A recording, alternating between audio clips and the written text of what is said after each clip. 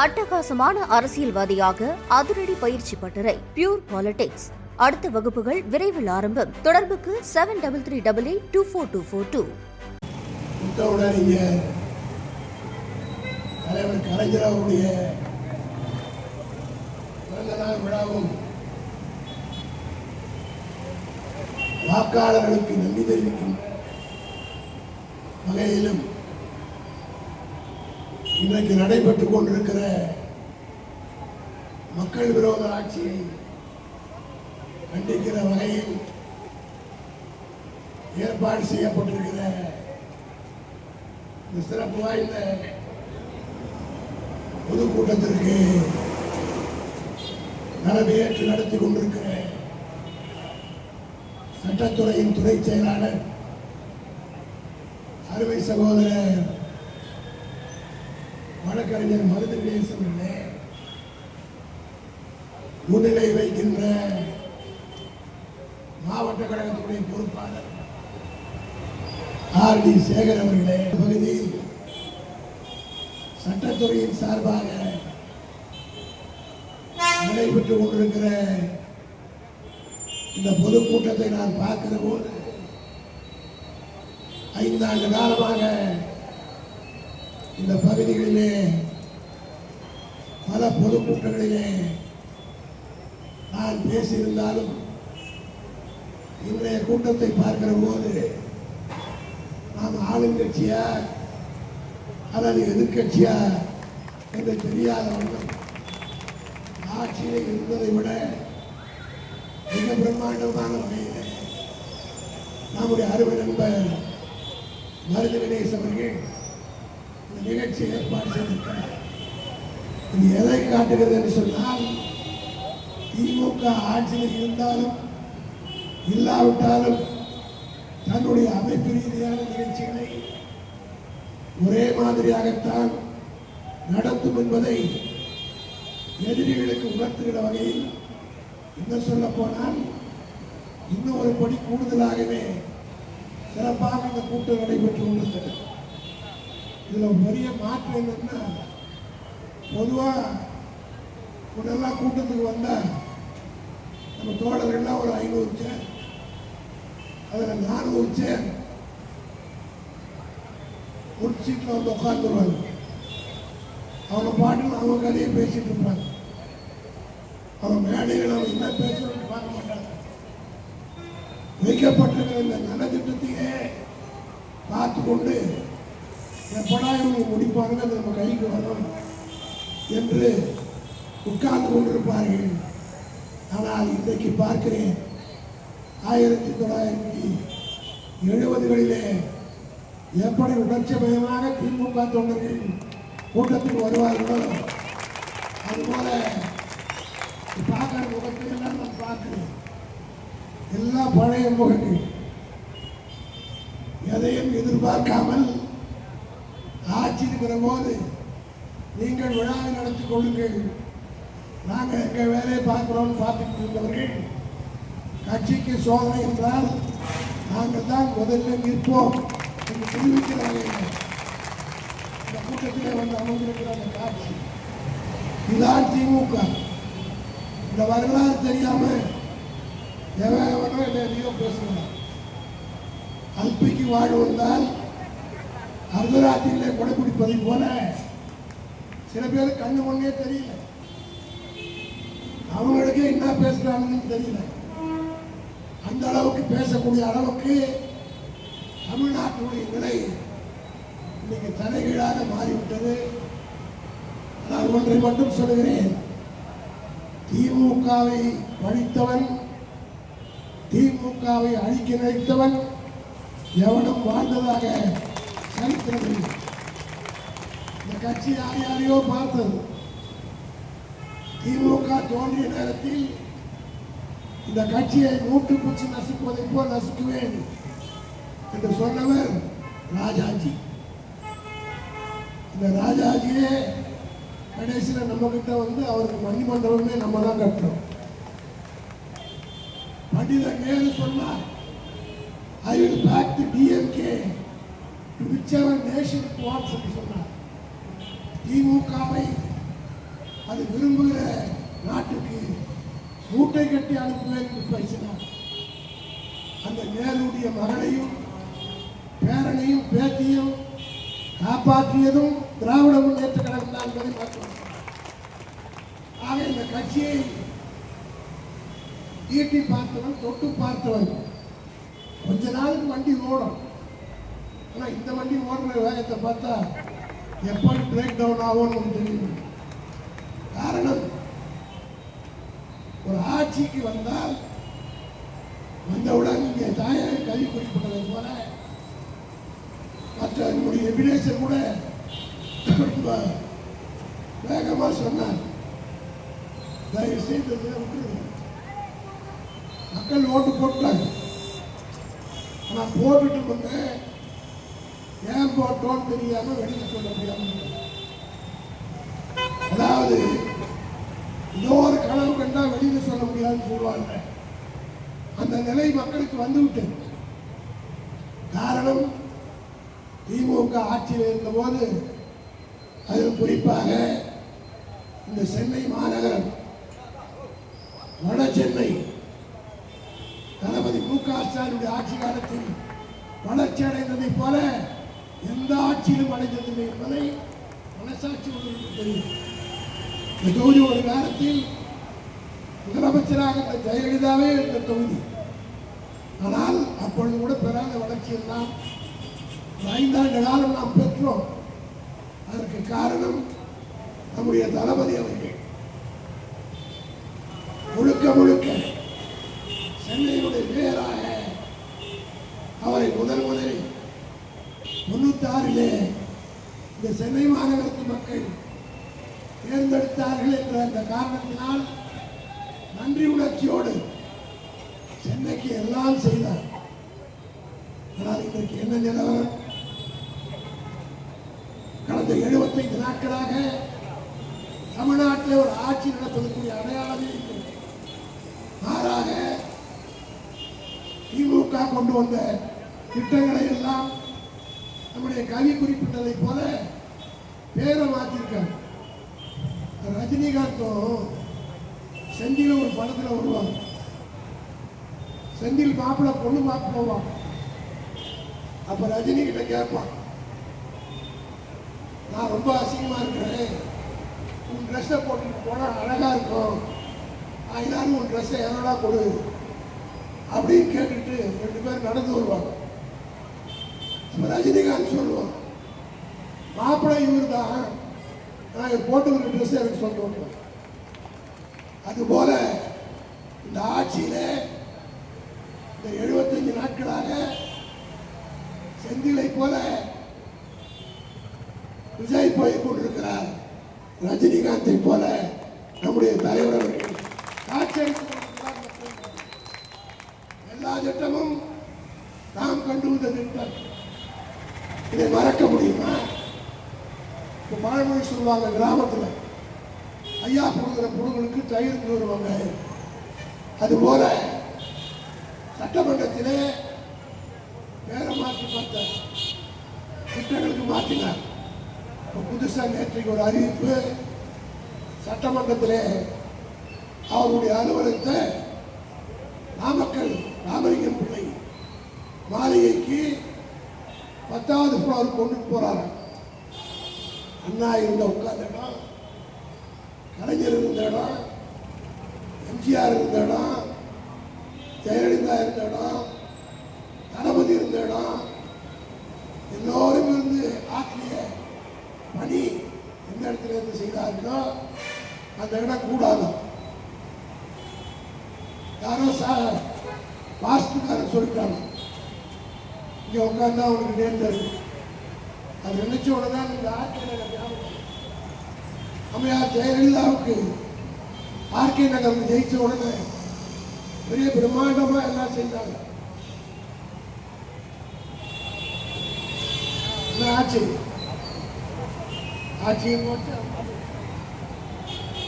ஆக ஒரு பழமொழி சொல்வார்கள், man proposes, God disposes. அதுபோல எதையும் இதை யார் செய்து விடலாம் என்று எண்ணி அந்த 10 அடுக்கு மாளிகையில் அங்கே அந்த ஆஃபீஸ் ஒரு வேலை நடக்கும். காரணம் மொத்த அலுவலகம் அதிலே தான் இருக்குது. அந்த 10 அடுக்கு மாளிகையிலே தான் எல்லா அரசு உயர் அதிகாரிகளும் பணியாற்றுகிறார்கள். அதற்கு மேலே போய் ஒரு உட்கார்ந்தாருன்னா என்ன நடக்கும் போது எந்த நிர்வாகம் நடக்கும் போது கிடையாது. அவருடைய கூட்டணி கட்சியை சார்ந்தவர்களே இன்றைக்கு கண்டனம் தெரிவித்திருக்கிறார்கள். இதெல்லாம் ஒரு ஆடம்பர செலவே தவிர மக்களுக்கு நன்மை தரக்கூடிய வகையில் எந்த திட்டமும் கிடையாது. அதே போல கரூருக்கு போனார். கரூரிலே சம்பவம் நடைபெற்ற போது 41 பேர் செத்தார்கள். தமிழ்நாட்டு மக்கள் மறந்துவிடக்கூடாது.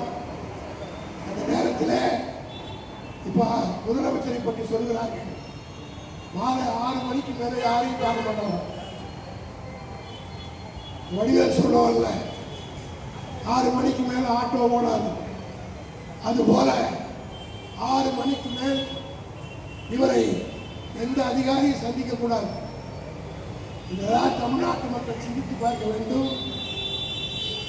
கரூரிலே 41 பேர் செத்தார்கள் என்றவுடன் இரவு 9 மணி 10 மணிக்கெல்லாம் தளபதி மு.க. ஸ்டாலின் முதலமைச்சராக இருந்த நேரத்தில் அவசரமாக அங்கே அமைச்சர்கள் அனுப்பி அவர் மாத்திரம் வந்து அவசர நடவடிக்கை எடுக்கலன்னா இன்னும் 10 பேர் செத்திருப்பார். அது மட்டும் இல்ல, அவரே இரவு 12 மணிக்கு கரூருக்கு சென்று மருத்துவமனைக்கு போய் பார்வையிட்டு உடனடியாக 10 லட்சம் ரூபாயை அறிவித்து இரவு 6 மணிக்கு மேல் வர முடியாது என்று சொல்லுகிற இந்த முதலமைச்சர், ஆனால் நம்முடைய தலைவர் நள்ளிரவிலே சென்று இந்த காரியங்களை எல்லாம் செய்தவுடைய விளைவுதான் ஓடியிருக்க. திருச்சி விமான நிலையத்திலிருந்து சென்னை ஏர்போர்ட்டுக்கு வந்து அவர் ஓடுற காட்சிகளை பத்திரிகையில் போட்டார். ஆனால் இதையெல்லாம் மக்கள் மறந்து விட்டார்கள். இன்றைக்கு அந்த 41 பேர் நாம் கொடுத்த அந்த 10 லட்சமும் அன்றைக்கு நாம் அடித்த நிர்வாகம் தான் நிவாரணம் தான் அந்த மக்களை வாழ வைக்கிறது. ஆனால் எலெக்ஷன் முடிஞ்சு ஊரில் மாறி உலக மகா நடிகருக்கு உலகத்திலே இருக்கிறார். செத்த அன்னைக்கு யாரும் அழுவல. விஜய் ஓடி வந்து விட்டார். ஆனால் ஒரு 6 மாதம் கழித்து இப்போ ஆட்சிக்கு வந்தவுடன் நேரடியாக போய் ஒவ்வொருத்தரையா கட்டி பிடிச்சி அழுது ஆறுதல் சொல்லி அவங்களுக்கெல்லாம் அரசாங்க வேலைன்னு போட்டு கொடுத்தார். இன்னைக்கு ஹைகோர்ட் அதுக்கு செல்லாதுன்னு சொல்லிச்சு. நாளைக்கு அப்பீல் போவாங்க சுப்ரீம் கோர்ட்ல. அது என்ன ஆகுது அதை பற்றி கவலை இல்லை. ஆனால் முதலில் நிவாரணம் செய்தது யார் என்பதை அந்த கட்சிக்காரர் மட்டுமல்ல, அந்த குடும்பம் கொஞ்சம் நினைச்சுப்பாங்க. அதே போல மாதந்தோறும் வழங்கப்படுகிற 1000 ரூபாய் உதவி தொகைக்கு உச்ச நீதிமன்றத்தில் பாஜகவை சார்ந்த ஒரு வழக்கறிஞர் உச்ச நீதிமன்றத்தில் ஒரு கேஸ் போட்டார்.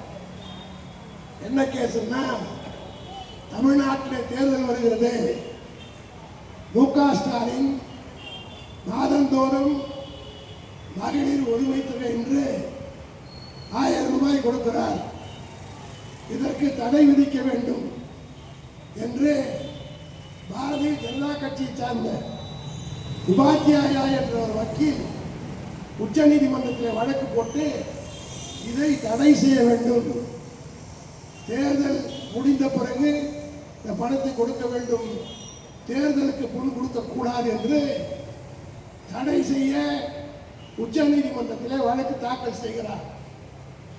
வியாழக்கிழமை மாலை 3 மணிக்கு இந்த வழக்கு உச்ச நீதிமன்றத்திலே தாக்கல் செய்யப்படுகிறது.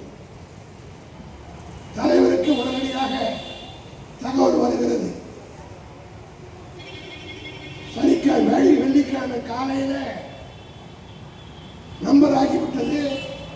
அநேகமாக திங்கட்கிழமை வழக்கை விசாரிப்பார்கள் எனது வழக்கறிஞர் அதை நான் சொல்லுகிறேன்.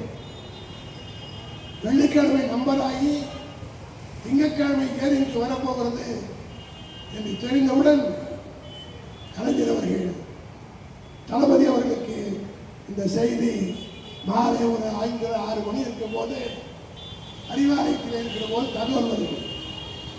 திடீரென்று நாங்கள் எல்லாம் பேசிக் கொண்டிருக்கிறோம். யாரிடத்திலும் சொல்லாமல் நேரடியாக வீட்டுக்கு புறப்பட்டு போனார். ஒரு 8 மணி 9 மணிக்கெல்லாம் செக்ரட்டரியேட்டுக்கு போனார். சீஃப் செக்ரட்டரி கூப்பிட்டார், ஃபைனான்ஸ் செக்ரட்டரி கூப்பிட்டார். இரவோடு இரவாக 11 மணி உட்கார்ந்து அவரிடத்தில் ஆலோசனை சொல்கிறார். என்ன உச்ச நீதிமன்றத்திலே வழக்கு போட்டு விட்டார்கள், அநேகமாக ஸ்டே கொடுத்து விட்டால் இந்த மகளிர் உரிமை தொகை மார்ச் ஏப்ரல் மே இந்த 3 மாதத்திற்கு தடை வாங்கி விடுவார்கள். எனவே இந்த பணம் கொடுக்க முடியாது. ஆகவே என்ன செய்ய வேண்டும் என்று யோசனையை தலைவர் சொல்கிறார்.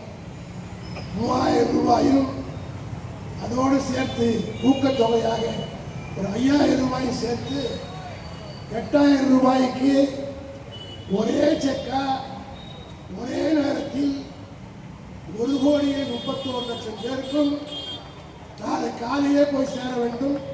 இதற்கு நீங்கள் உடனடியாக கையெழுத்து போடணும் என்ற போது சீஃப் செக்ரட்டரி தயங்குகிறார், ஃபைனான்ஸ் செக்ரட்டரி தயங்குகிறார். இல்லை சார், நாளை காலையில் பார்த்துக்கலாம். நாளை காலையில் சனிக்கிழமை, இன்னைக்கு நைட்டே போட்டாதான் நாளை காலையில் பேங்க்குக்கு ரியலைஸ் ஆகும். ஆகவே அதை கூட திங்கட்கிழமை வந்துச்சுன்னா ஸ்டே கொடுத்தாங்கன்னா போக முடியாது என்று இரவு 12 மணி வரை உட்கார்ந்து இரவோடு இரவாக தமிழ்நாட்டில் இருக்கிற 1,31,00,000 பேருக்கும் 8000 ரூபாய் போட வைத்த தலைவர். இந்த மக்கள் எண்ணி பார்க்கவில்லை. எவ்வளவு கடினம், கொடுப்பது 8000 பெருசல்ல. ஆனால் ஏன் கொடுத்தார்? இதை தடை வாங்க வேண்டும் என்று பிஜேபியை சார்ந்த உபாத்தியாயா என்ற ஒரு வக்கீல் தொடர்ந்த வழக்கு அநேகமாக தடை செய்து விட்டார். பணம் கிடைக்காது, கொடுக்க முடியாது என்பதால் நடவடிக்கை எடுத்தார். அதுபோல இன்றைக்கு முதலமைச்சராக உட்கார்ந்திருக்கிற விஜய் நான் கேட்கிறேன், உன்னுடைய ஆட்சி காலத்தில் 6 மணிக்கு மேல் அதிகாரின்னு பார்க்கக்கூடாது, எந்த அதிகாரி வரக்கூடாது. ஒரு 3-4 பேரை வச்சிருக்கிறார், இவங்க தான் பேசுவாங்க. அந்த 3-4 பேர்ல யார் ரொம்ப முக்கியமானவர்னா ஆதவன் ஒரு மந்திரி. அவர் யாருன்னு கேட்டா, இந்தியா பூராவிலும் வெறும் காகிதத்தை அடிச்ச அந்த காகிதத்தை ரூபாய் நோட்டாக மாற்றக்கூடிய அளவுக்கு பணத்தை சம்பாதித்த ஒரே குடும்பம் லாட்டரி சீட்டு மார்ட்டின் குடும்பம்.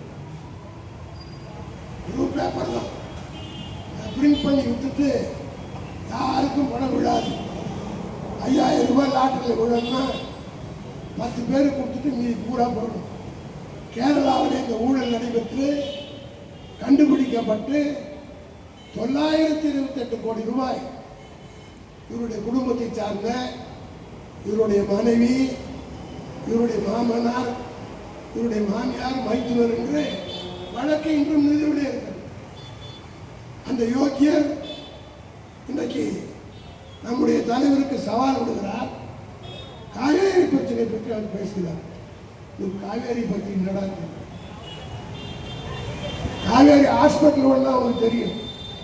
காவேரி பிரச்சனை பற்றி திமுக காரிடத்தில் பேசினால் இந்த இயக்கம் தலைவர் கலைஞர் அவர்கள் தான் முதலில் இந்த பிரச்சனைக்கு தீர்வு கண்டு இன்று வரை போராடி கொண்டிருக்கிற ஒரே இயக்கம் திமுக தான். மு.க. ஸ்டாலின் எதையும் செய்யவில்லை, எடுத்து விட்டார் என்று நேற்றைய தினம் ஆதவன் பேசுகிறார். இன்றைக்கு நம்முடைய சட்ட அமைச்சர் கூட அதுக்கு தெளிவான பதில் சொல்லியிருக்கிறார். அதுக்கடுத்து இன்னொரு மந்திரி நிர்மல் குமார், எவனாவது ஒரே கட்சியில் இருந்தாங்க எவனுக்கு இந்த ஆதவராஜன் அவர்கள் முதல்ல நம்ம கிட்ட அப்ளிகேஷன் போட்டு கொஞ்ச நாள் வண்டி ஓட்டினார். நம்ம தான் யார் வந்தாலும் திறந்து விட்டு நாய்க்கு ரவா சேர்த்துக்கணும், போனாலும் போடாலும் விட்டுருவோம். அதுபோல வந்த நாய்க்கு அது ஒரு நாய் கட்டி போட்டு வச்சிருந்தா அது வந்து பிஸ்கெட் நல்லா இல்லை, எதிர்விட்டு பிஸ்கெட் கொஞ்சம் நல்லா இருக்குதுன்னு சொன்ன உடனே விடுதலை செஞ்சு அங்கே போய் எம்பி பதவி கிடைக்கும், எம்பி ஆயிடலான்னு பார்த்தாங்க.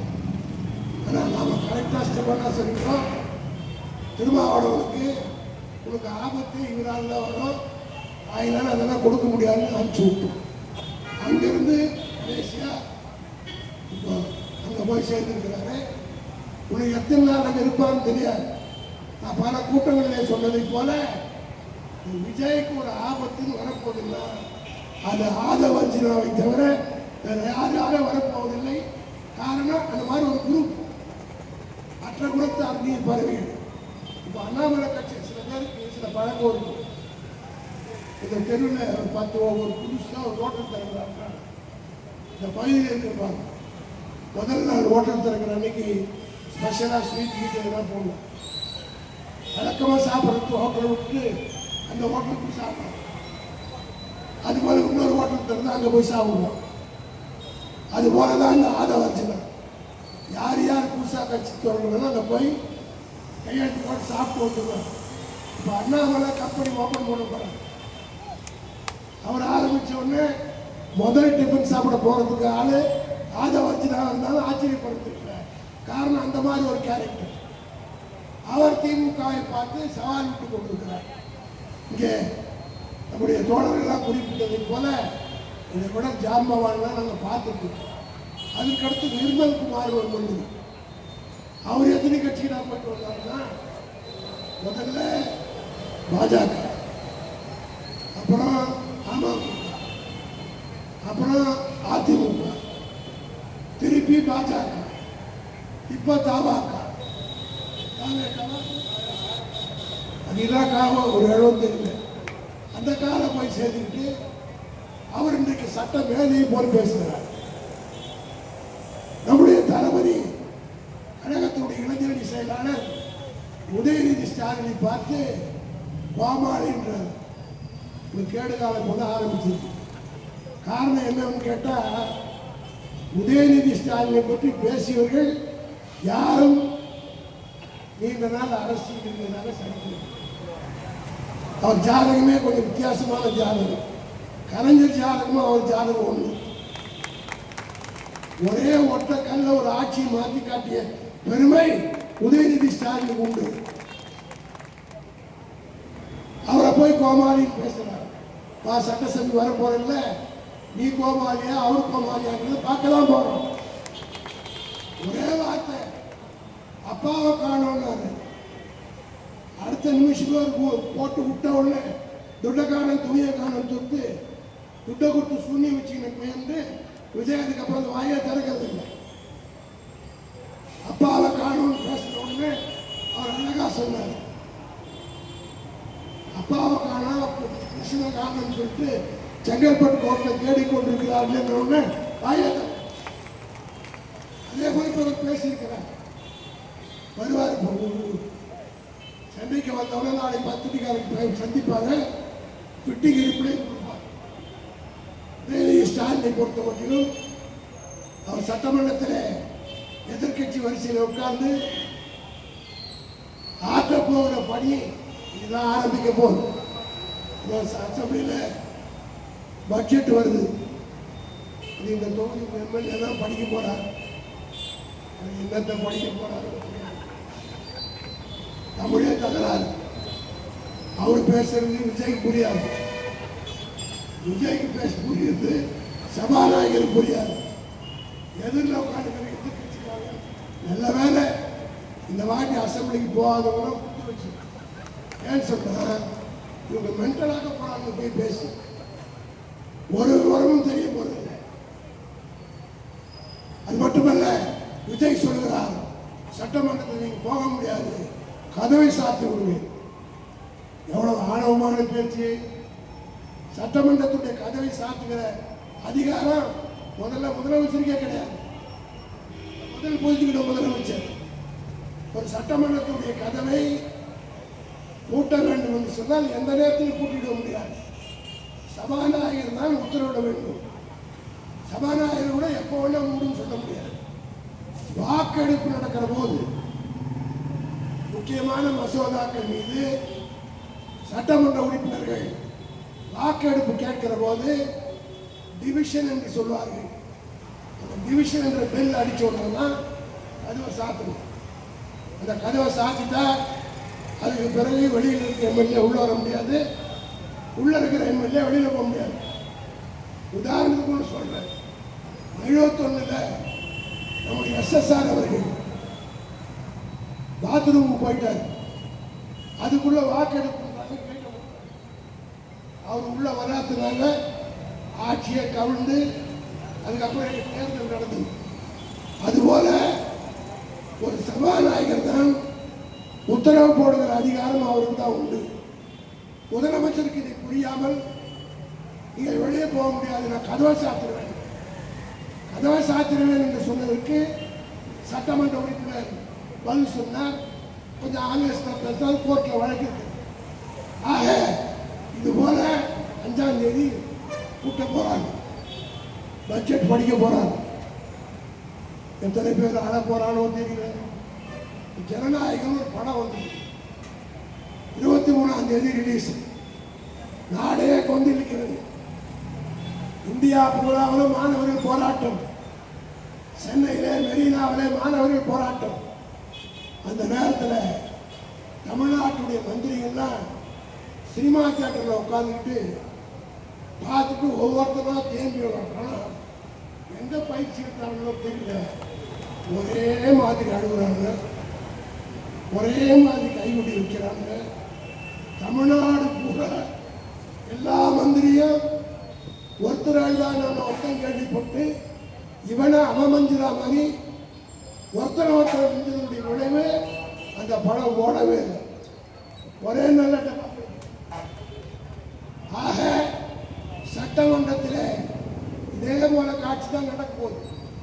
முதலமைச்சர் பேசுவாரா அல்லது பட்ஜெட் படிக்கிற போது எத்தனை பேர் விசில் அடிக்க போறான்னு தெரியல, எத்தனை பேர் எந்திரிச்சு நின்று பெஞ்சில் நிற்க போறான்னு தெரியல. எல்லா கூட்டும் நடக்க போகுது. ஆனால் தமிழ்நாட்டை பொறுத்த மட்டிலும் திராவிட முன்னேற்ற கழகத்தை பொறுத்த மட்டிலும் எங்களுக்கு எந்த விதமான கஷ்டம் எனக்கு முன்னால் பேசிய சூர்யா கிருஷ்ணன் சிவாஜி கிருஷ்ணன் குறிப்பிட்டது போல இப்போதான் நம்ம மாணவர்களாக நிம்மதியாக எந்த தொலையும் கிடையாது. லைட் எரியலையா எரிஞ்சா இது போகுது, தண்ணி வரலையா வந்தா வந்து வரா கட்டி போகுது. அவன் கொண்டாடி எம்எல்ஏன்னா ராத்திரி 12 நான் சேர்மன் இருக்கும்போது மழை பெஞ்சதுன்னு வச்சுக்கோங்க, 4 முறை 20 வருஷம் சேர்மன். ஓப்பன் இடம் இருக்குல்ல, எங்கள் தவக்கலை கட்டும். ராத்திரி 12 மணிக்கு ஃபோன் பண்ணுவோம், சார் ஒரே தவக்கலை சத்தமாக இருக்கு சார். நான் பொறுத்து பார்த்தேன். ஒரு நாளைக்கு இந்த தவக்கலை சத்தம் தானே நேராக வரேன், நானே பிடிச்சி வீட்டு உள்ள விட்டுருவேன். காரணம் என்னன்னா நம்ம வேலை செய்யணுன்ற காரணத்தினால எபினேசன் ஓடி வேலை செஞ்சார். அதே போல இந்த பகுதியில் இருக்கிற கவுன்சிலர்கள் வட்ட செயலாளர்கள் திடீர்னு ஒரு மணி நேரம் பவர் கட்டுங்க எத்தனை மினிஸ்டருக்கு ஃபோன் பண்ணு, அவருக்கு ஃபோன் பண்ணு, 4 மணி நேரம் ஃபோன் மின்சார வெட்டி இல்லை. எவனாவது வாய் திறக்கிறானா? ஃபோன் பண்ண முடியுதா? யாராவது வந்து பார்க்கறாங்க? காரணம் என்னவென்று கேட்டால் திமுக காரன் தான் மக்களை மதித்து மக்களுக்காக பணியாற்றுகிறவர். 75 நாளே குப்பை வாரல, இனிமேல் பற்றி எந்த குப்பையும் வார மாட்டோம். காரணம் என்னன்னா எல்லா கான்ட்ராக்டும் இருக்கான். ஒரு சின்ன ரோட்ல பேட்ச் போட்டா சிவகுமார் பொதுக்குழு சொல்லிட்டு வந்தாரு, ரோடு ஒரு பேட்ச் வந்துருச்சு, இந்த பேட்சை போடுன்னு சொன்னா சார் எல்லா டெண்டரும் கேன்சல் சார், பேட்ச் எல்லாம் போட முடியாது. இப்போ மழை பெய்ய போகுது, 2 மழை பெஞ்சா அங்கங்க தார் தூக்கும். வரும்போது எத்தனை வண்டி உள்ள போய் தெரியாது. ஆனால் கார்பரேஷன் கேட்டால் வேலை செய்ய மாட்டான். ஏன் செய்ய மாட்டான்னா எல்லா டெண்டரையும் ரத்து செய்திருக்காங்க. ஏற்கனவே போட்ட டெண்டர்லாம் கேன்சல். வேலை செய்யற கான்ட்ராக்டருக்குலாம் பணம் கொடுக்கல. இதனுடைய விளைவு என்ன தெரியுமா? கான்ட்ராக்டை கேன்சல் பண்ணா கான்ட்ராக்டருக்கு மட்டும் பாதிப்பு இல்லை. குவாரி நடத்துறாங்கல்ல, அந்த குவாரியிலிருந்து இங்கே ஜல்லி வந்தால் தான் ரோடு போட முடியும். அதுக்கு அங்கே குவாரி வேலை செய்யலைன்னா குவாரியில் வேலை செய்கிற தொழிலாளிக்கு வேலை கிடையாது. அவனுக்கு வேலை இல்லைன்னா தினக்கூலி வேலை செய்கிறவன் வேலை அவனுக்கு கிடையாது. இதுபோல பல பகுதிகளில், சென்னை மட்டும் இல்லை, தமிழ்நாடு பூரா பேரடைஸ் ஆயிருக்கு. அன்றாட நடக்க வேண்டிய பணிகள். அது மட்டுமல்ல, லஞ்சம் அறவே இருக்காது, ஊழல் இருக்கவே இருக்காது. சொல்லி 75 நாள் ஆகல, விலைவாசி எல்லாம் குறைந்து விடும் சொன்னார். கொஞ்சம் வாட்ஸ்அப்பில் போட்டு ரொம்ப அழகாக இருக்கும். விஜய் ஆட்சியில் விலைவாசி எல்லாம் குறைந்தது உண்மைதான். பழனி ஆண்டவருக்கு சொந்தமான 100 கோடி ரூபாய் இடம் 2 கோடி ரூபாய்க்கு விற்கப்பட்டு விட்டது. ஆக 98 கோடி ரூபாய் விலை குறைந்து விட்டதுன்னு கேள்வியா போட்டோம். ஒரே கையெழுத்தில் ஒரே ரிஜிஸ்ட்ரேஷனில் 100 கோடி ரூபாய் அடித்த யோகியர்கள் தான் இன்றைக்கு ஆட்சி. நல்ல வேலையை ஹைகோர்ட் தலையிட்டு அது ரத்து பண்ணிடுச்சு. இன்னைக்கு காலையில் கன்னியாகுமரி மாவட்டத்தில் அரசு வழக்கறிஞராக நியமிப்பதற்கு 15 லட்சம் ரூபாய் கொடுத்துட்டு அரசு வழக்கறிஞராக வர்றவன் எப்படி யோகியனா இருக்க முடியும்? கூட அரசு வழக்கறிஞராக இருந்தவர் இவர் லஞ்சம் கொடுத்துட்டு வந்திருந்தாருன்னா, இப்போ நார்காட்டிக்ஸ் இருக்கு, கஞ்சா இதெல்லாம் பிடிக்கிற வக்கீல், அது வழக்கு நடத்துகிற வக்கீல், அவர் 15 லட்சம் ரூபாய் கொடுத்துட்டு போனாருன்னா, ஒரு கஞ்சா வைக்கிறத பிடிச்சிக்கிட்டு உள்ள விட்டா அவர் என்ன பண்ணாரு? 15 லட்சத்தை சம்பாதிக்கிறதுக்காக அவங்ககிட்ட 1 லட்சத்தை வாங்கி ரிலீஸ் பண்ணி விட்டாங்க. அடுத்த நாளே போய் இதனால் நடக்கும்போது குற்றங்கள் அதிகமாகும். எப்பவுமே சொல்றேன், கிரிமினல் கோர்ட்டில் இருக்கக்கூடிய பப்ளிக் ப்ராசிக்யூட்டர்கள் ஊழல் செய்கிறவர்களாக இருந்தால் சட்ட ஒழுங்கை யாராலும் கட்டுப்படுத்த முடியாது. ஒவ்வொரு கோர்ட்டுக்கும் 20 லட்சம் 30 லட்சம் என்று வாங்கிக் கொண்டு போடுவதாக நான் சொல்ல. ஹைகோர்ட்லேயே வழக்கு போட்டு காம்ப்ரமைஸ் பண்ணிட்டாங்க. இன்னைக்கு புதுசாக வந்து இப்படி ஒவ்வொரு துறையாக எடுத்துக்கிட்டாங்க. கலெக்டர் ஆஃபீஸ் எடுத்துக்கிட்டா ஆஃபீஸர்கள் நல்ல கேள்வி கேட்குறாங்க. லஞ்சம் வாங்கக்கூடாதுன்னு சொல்கிறாங்க, கரெக்டு. இங்கே வராங்க ஆஃபீஸருக்கு எம்எல்ஏங்க அதிகாரி ஒரு 100 பேர் வந்து சாப்பிட்றாங்கல்ல, இவனுக்கெல்லாம் சோறு எங்கேருந்து வந்து போடுறது? யார்கிட்ட இருந்து வசூல் பண்ணுறது? அதுக்கு ஏதாவது ப்ரொவிஷன் இருக்கா? ஒன்று மட்டும் சொல்கிறேன், பெருந்தலைவர் காமராஜர் தான் அழகாக சொன்னார், சில இடங்களிலே சில லஞ்சங்கள் தவறுகள் முடியவே முடியாது. அதுதான் அவர் சொன்னார், மாமன் கொடுக்குறேன் மச்சான் வாங்கிக்கிறேன். இதுதான் லஞ்சமே தவிர கொள்ளையடிப்பது வேறு, பெரிய ஸ்கேண்டல் செய்வது வேறு.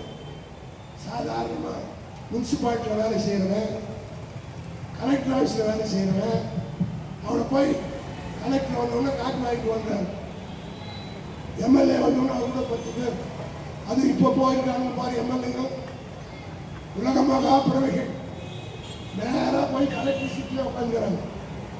ஒரு கலெக்டர் என்ன பண்ணியிருக்காரு, எம்எல்ஏ ஆய்வுக்கு வந்தோடனே நீங்களே இருக்க நாங்கள் போராடி சொல்லுங்க, எங்களுக்கு எதுக்கு வந்து ஜிஎப் பாட்டி நான் இன்ஸ்பெக்ஷன் போகிறேன்னு சொல்கிறேன். அவன் குழந்தை மாதிரி ஒருத்தர் வேலை ஏறி உட்காந்து கலெக்டர் சீட்டில் போய் ஒருத்தர் உட்காந்து. அதே மாதிரி முனிசிபாலிட்டிக்கு போய் அந்த மாதிரி லேடி கமிஷனர் அந்த கமிஷனர் சீட் எடுத்துகிட்டு உட்காருங்க. அது மட்டும் இல்லை, இன்னொரு எம்எல்ஏ ஸ்ரீவில்லிபுத்தூர் எம்எல்ஏ நான் வரபோது கூட கிருஷ்ணமூர்த்தி பேசிக்கிட்டு இருந்தார். ரேஷன் அரிசி போதில்லை, அது ஆய்வு செய்வதற்காக போறாங்க. போனா அந்த குட்டி பார்த்து அரிசி ஒழுங்கா இருக்குதா, எடை கரெக்டா இருக்குதா, ஒரிஜினல் அரிசி தான் போதா, இல்லை அந்த நல்ல அரிசி போயிட்டு வேற அரிசி வருதா பார்த்தா அது ஆய்வு. நேரா போறான், ஏன் டயர் தேஞ்சு போயிடுது. அவனெல்லாம் சொன்னார், உன் மூஞ்சி கொடுத்தா தேஞ்சு போயிடுது, நான் என்ன பண்ணுறேன். எம்எல்ஏ தெரியாம, இந்த ஆள் எம்எல்ஏன்னு தெரியாம அந்த கிளீனர் என்ன சொல்லியிருக்காங்க, மூஞ்சி கொடுத்தா தேஞ்சு போயிடுது. அப்புறம் தான் சொல்லியிருக்காங்க எம்எல்ஏ, ஓஹோ இல்லை சார் இதெல்லாம் ஆர்டிஓ தான் சார் பார்க்கணும், பிரேக் சரியா இருக்கா, டயர் சரியா இருக்கா, டயரில் காற்று இருந்தாலும் பார்க்கறதுன்னா ஆர்டிஓ தான் பார்க்கணுமே ஒழிய வேறு யாரும் பார்க்கக்கூடாது சார். நான் தான் என் டிரைவர் மாதிரி இல்லை, வேற மாதிரி இது மூஞ்சின்னு சொல்லி வாட்ஸ்அப்பில் வந்து ஊத்தடிக்கிறாங்க. ஹாஸ்பிட்டலுக்கு போய் நஷ்டமாகிட்டேன், கேவலமாக நடந்து அந்த அம்மா ஹாஸ்பிட்டல் விட்டு ஓடியாங்க. எங்கு பார்த்தாலும் பாலியல் தொல்லை. இப்போ கூட ராணிப்பேட்டையில் ஒரு அதிமுக மாவட்ட செயலாளர் ஒரு பெண்ணிடத்தில் தகாத முறையில் நடந்து கொண்டாருன்னு கம்ப்ளைண்ட் கொடுத்துருக்கு. தமிழ்நாடு பூரா நான் கேட்கிற விஜய் அவர்களை, இதுவரையில வெள்ளை அறிக்கை தருவேன்னு சொன்னல, நீ ஆட்சிக்கு வந்த நாளிலிருந்து இதுவரையில எத்தனை பாலியல் தொல்லைகள் நடந்திருக்கிறது, எத்தனை வழக்கு பதிவு செய்யப்பட்டிருக்கிறது. வாஸ்து சரியில்லைன்னு சொல்லிட்டு ரூமை மாற்றலாம் ஒத்துக்கிறேன். ஒரு போலீஸ் ஸ்டேஷன்லையும் டெய்லி ஒருத்தர் சாவறாங்க, அந்த வாஸ்தை மாற்றிடுங்க. எல்லா போலீஸ் ஸ்டேஷன்லையும் வாஸ்தையும் மாற்றி எல்லா போலீஸ் ஸ்டேஷன்லையும் ஒரு லாக்கப்லையும் இதுவரையிலே என்னுடைய ஆட்சி காலத்தில் ஏறத்தாழ 30க்கு மேற்பட்ட லாக்கப் இது போல செய்து கொண்டிருக்கிற இந்த ஆட்சி, மத்தியிலே ஒரு ஆட்சி இருக்குது. நம்ம இருந்திருந்தா இந்நேரம் எவ்வளோ பேசியிருப்பார். ஆனால் ஒன்றை மட்டும் நான் சொல்கிறேன், நமக்கு எந்த கவலையும் இல்லை. நம்ம செஞ்சதெல்லாம் இப்போதான் ஜனங்க நினைக்குது. மெட்ரோ ட்ரெயின் போது சென்னை மாநகரம் மெட்ரோ ட்ரெயினால் எவ்வளோ பெரிய வளர்ச்சி அடைஞ்சிருக்கு. இதே போல்தான் கோவைக்கும் மதுரைக்கும் மெட்ரோ ரயில் வேண்டும் என்று திமுக ஆட்சியில் கேட்டோம், முடியாதனால இப்பவும் முடியாது. மெட்ரோ ட்ரெயினால் எவ்வளோ பெரிய வளர்ச்சி இந்த பகுதி அடைஞ்சிருக்கு. அதுக்கு முன்னாடி இது சாதாரணமாக வந்ததா? ஒரிஜினல் பிளான் மின்ட்டோடு நின்று விட்டது, மின்ட்டோடு மெட்ரோ ட்ரெயின் நின்று விட்டது. அதற்கு பின்னால் தலைவர் கலைஞர் அவர்கள் ஆட்சியில் இருந்த காலத்தில் திருவத்தியூரில் இருக்கிற சட்டமன்ற உறுப்பினர் KPP சாமி அவர்கள் தலைவர்களிடத்திலே வலியுறுத்தி கேட்டு அந்த மெட்ரோ ரயிலை இம்கோ நகர் வரை நீங்கள் நீடிக்க வேண்டும் என்று கேட்டுக்கொண்டதற்கு இணங்க உடனடியாக தலைவர் நேரடியாக வந்து பார்த்து இவ்வளோ பகுதி, இந்த பகுதியெல்லாம் அது மட்டுமல்ல, இந்த ரோடு இந்த திருவத்தூர் ரயில் ரோடில் மெட்ரோ ட்ரெயின் போடுவதென்றால் எவ்வளோ வீடு கடைகள் இருக்கணும்னா பிளான் கொடுத்தாங்க. மொத்தம் திருவத்தூர் ரயிலுடைய காலி மகாராணி தேட்டர்ல இருந்து மின்ட் வரல எல்லா கடையும் இருக்கணும்னு சொல்லி கொடுத்துட்டாங்க ப்ரப்போசல். அப்போதான் தலைவர் சொன்னார், அதுதான் பழைய சென்னையினுடைய அடையாளம். சார் PT தியாகராஜர் காலத்தில் இருந்து உருவான ஒரு நகரம், அதை நான் அழிக்க விட மாட்டேன் என்று சொல்லி அதற்கு பின்னால் தான் அண்டர் கிரவுண்டை கொண்டு போய் எத்தனை கோடியானாலும் பரவாயில்லை என்று கொண்டு வந்து சேர்த்தவர் தலைவர் கலைஞர். எத்தனை பேருக்கு தெரியும்? இன்னைக்கு விம்போ ஏறுனா நேரம் மீனம்பாக்கம் ஏர்போர்ட்டுக்கு 1.5 மணி நேரத்தில் போய் சேர்ந்துருக்கலாம். அதுக்கு முன்னாடி 3 மணி நேரம் ஆகும். ஏசி வண்டியில் உட்காந்து நிம்மதியாக போய் எந்த டிராஃபிக் இல்லாமல் போய் சேருவதற்கு போட்டு கொடுத்த தலைவன் தான் நம்முடைய தலைவர் கலைஞர் அவர்கள். இதுபோல பார்த்து பார்த்து செஞ்சோம். இப்போதான் ஜனங்க ஒன்றா உணர ஆரம்பிச்சது. இது உணர்கிற காலம் வரும். ஆகவே நம்ம யாரும் சோர்வடைய வேண்டிய அவசியம் இல்லை. ஒரு தேர்தலால் ஒரு தோல்வியால் நாம் ஒன்றும் அழிந்து விட போவதில்லை. உதாரணத்துக்கு ஒன்றை மட்டும் நான் சொல்றேன். 84 நடைபெற்ற தேர்தலில் இப்படிதான் நம்ம எதிர்க்கிச்சா கூட இல்லை, தோத்துட்டோம். எம்ஜிஆர் அமெரிக்காவில இருந்து ஜெயிச்சார். பிரச்சாரத்துக்கே வரல. வெற்றி பெற்றவுடன் என்ன செஞ்சார் எம்ஜிஆர்? நாம் பிரச்சாரத்துக்கே போகாமல் வெற்றி பெற்றிருக்கிறோம். ஆகவே 10 வருஷத்துக்கு பின்னாடி உள்ளாட்சி தேர்தல் நடத்தினார் தமிழ்நாடு பூரா. 84 நான் மயிலாப்பூர் எம்எல்ஏ போட்டுட்டேன். 86 உள்ளாட்சி தேர்தல் வந்தது. 102 முனிசிபாலிட்டிக்கு தேர்தல், தலைவர்லாம் நேரடி தேர்தல் நடந்தது. 102 இடத்துல 11 இடம் தான் அதிமுக வெற்றி பெற்றது. மற்ற இடத்துல பூரா திமுக வெற்றி பெற்றது. திருவத்தூர்ல பழனிசாமி வெற்றி பெற்றார், ஆனந்தூர்ல நான் வெற்றி பெற்றேன். இப்படி தமிழ்நாடு பூரா திமுக காரர்கள் எங்கே போட்டிட்டார்களோ 11 தான் அதிமுக ஜெயிச்சது. அதே போல ஒன்றியத்துக்கெல்லாம் டைரக்ட் எலெக்ஷன் ஜெயிச்சு மிகப்பெரிய வெற்றி பெற்றோம். ஆக இதெல்லாம் நான் சொல்றதுக்கு காரணம் என்னன்னா, தோல்வியால் நாம் யாரும் சோர்வடைய வேண்டிய அவசியம் இல்லை. தொடர்ந்து நாம் பணியாற்றுவோம். இன்னும் 6 மாத காலத்தில் உள்ளாட்சி தேர்தல் வரப்போகிறது. அந்த உள்ளாட்சி தேர்தலில் நம்முடைய கழகத்தோட எந்த பிரச்சனையும் இல்லை. நம்மளை பிடிச்சிருந்த 7 நாட்டு சரி பூரா போச்சு. இவருக்கு சீட்டு போகுமா? நம்ம ஒழிச்சு வச்சிருப்பார் வட்ட செயலாளர். காலமெல்லாம் கூட்டம் போட்டு கட்சி வளர்த்து அந்த தொகுதியில் லைட் ஏரியில் போய் பார்த்து சாக்கடை தண்ணி இல்லைன்னா போய் நின்று இவ்வளவும் பார்த்து வைப்போம். எலெக்ஷன் வந்த உடனே காங்கிரஸ் ஒதுக்கப்பட்டு விட்டதை, பிசிகேக்கு ஒதுக்கப்பட்டு விட்டதை, கம்யூனிஸ்டுக்கு ஒதுக்கப்பட்டு விட்டது. அது போடுற கேண்டிடேட் ஒருத்தரும் உள்ளூர்காரன் ஆக மாட்டான். மயிலாப்பூரில் உடனே ஆர்கேண்டிடேட் நம்ம தலையெழுத்து வேலை செஞ்சு ஜெயிக்க வைப்போம். கருமாந்திரம் இனிமேல் நாம் தான் எல்லா இடத்துல நிற்போம். சுயேட்சையாக தன்னுடனே நிற்போம். ஆதாயம் மக்கள் நம்மோடு இருக்கிறார். விட்டு போனவங்க நாம் எப்படி உழைச்சோம், அவர்களை எப்படி பதவியில் உட்கார வச்சு அழகு பார்த்தோம் என்பதெல்லாம் மிக சீக்கிரம் உணர்வார்கள். தலைவர் சொல்லிவிட்டார். அதற்காக உழைத்து கூட்டணி கட்சிக்காரர்கள் வெற்றி பெற செய்ய வச்சோம். நான் உண்மையோடு தெரிவித்துக் கொள்கிறேன். நான் எந்த கவலையும் பட வேண்டியதில்லை.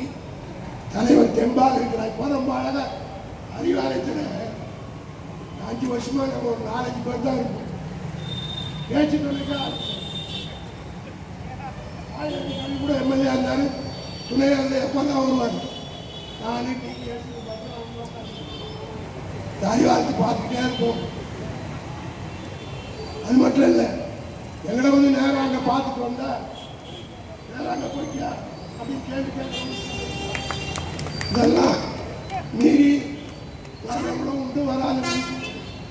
ஆனால் இப்போ ஆட்சி போன பிறகு பாருங்க, தேரும் திருவாம தொண்டெல்லாம் வந்து டெய்லி 1000 பேர் கலந்துட்டு தலைவரை பார்க்கிறார். தலைவரும் தெம்பாக்கிறார். கட்சிக்காரர் நேராக வரா, தலைவரை பார்க்கிறார். தலைவருக்கு மனசுல இருக்கிறது போட்டுலாம் பேசி விட்டு போறான். ஆரோக்கியமாக இருக்கிற திமுக 6 மாதத்தில் எல்லாம் சரியாகிவிடும். மீண்டும் நாம் வருவோம். அதற்காக உழைப்போம் என்று சொல்லி விடைபெறுகிறேன். வணக்கம்.